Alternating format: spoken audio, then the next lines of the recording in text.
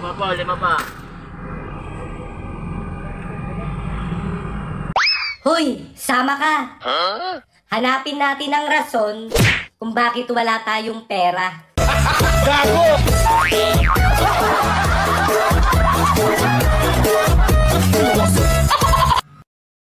Ayan, bumaba na nga tayo ng jeep at ating nilakad. Ayan, papunta na kami dyan sa center. Ayan na nga, nagtakad kami. Ayan si Kim niya, naka-video si Kim, no? Kim lang naka-video. Hindi ko harap tayo. Pag kinakausap ko, di sumasagot. Nakulo ko yung bata na yan.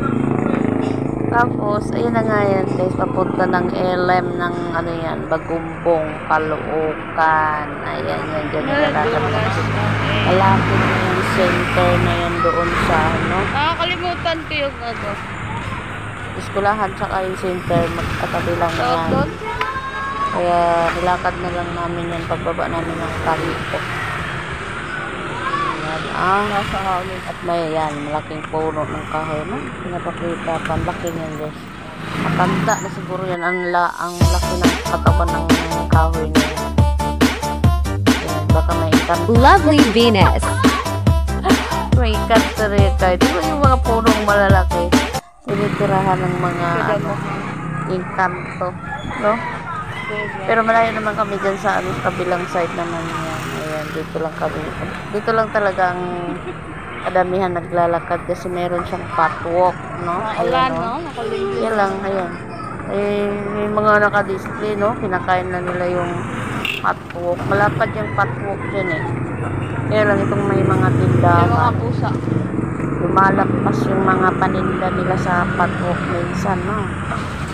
Pinakain nila yung ano, pero okay lang kasi medyo malawak naman talaga ang patwalk dyan na side, pero sa kabila parang ano, ayan, yan yung ano yan guys, likod ng ano yan, center. Mahal din pala. Bakit walang binta doon sa ano? Ganun din, talikuran, school Sa at center. grocery. Yung kanto na yun. Ayan. Nagtanong ka doon? Lapit na kami sa school Kim? ng Bagumbong Ilim. Ipid ka guys kasi kayang-kaya lakarin lang. Malapit. Ayan na. Ayan yung waiting shed ng school, no? Ayan. Waiting shed ng Ilim. Diyan ka mag-antay pag mayroon kang estudyanteng susundo. Ayan. Ayan yung gate. Ayan. Yung gate ng eskwelahan. Yan, tuloy lang kasi doon pa sa unahan, doon sa kantong dulo. Yun na yung ano, doon kami liliko. At yun na yung center. Ayan. Diba? Daming mga paninda pa dyan.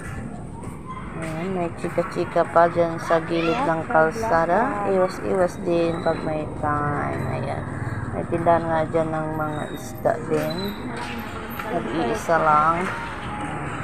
Ito na kami guys. Ayan yung Papa Center na. Ayan yung nakabike. Ayan.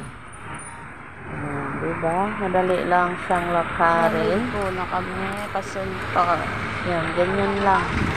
Dahil ang minimum ngayon ng pamasahe dito ay 13. So, dalawa kami is 26 sa jeep yun. Pero kung mag-tricycle ka dyan, papasok, mag-tricycle ka dyan, mahal. 25 isa, o diba? So, ilang minutes lang lakad mo dyan, wala pang kalahating oras ang lakad mo dyan sa, ano na yan? Palagay na natin kalahating oras. Ayan na kami guys sa loob ng center. Ayan, sa hagdanan dyan, shortcut kasi yan pataas. At hindi ko alam kung pwede na kami dumaan doon sa gitna, no? Kasi dati, anong nag-COVID kasi dyan kami nag-shortcut. So, dyan ako ulit, dyan kami dumaan, pag dental. Dyan siya sa kabilang gilid, yan, hagdanan na yan, special na, papatungo sa taas. Sinundon yung dental. Yan, nandiyan na kami sa loob. Likot ng camera ko, no? Kasi nakababa yung ano ko. Nasa kamay ko nakababa. Kaya ganyan lang kuha. Tapos yan yung mga upuan na yan. Yan na yung sa dental. Yan. Yan na, apps. Nakaupo na tayo. At yan, pinto yan, yung green na yan, pintuan yan. Nandyan mismo yung eskwelahan. Kitang-kita pag binuksan yan, nandyan yung mga kwarto. Ayan, sige.